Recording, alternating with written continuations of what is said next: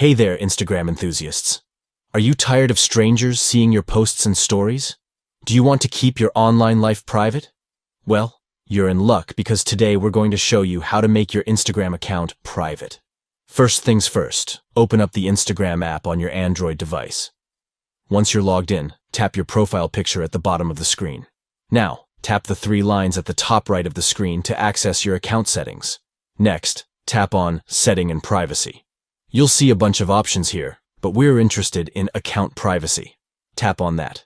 Now we're almost there. You'll see a toggle switch that says Private Account. Turn it on, and voila! Your Instagram account is now private. That's it. With these simple steps, you can keep your Instagram account private and secure. Remember, privacy is important, so make sure you're taking the necessary steps to protect your online identity. Thanks for watching, and don't forget to hit that like button and subscribe for more tech tips and tricks.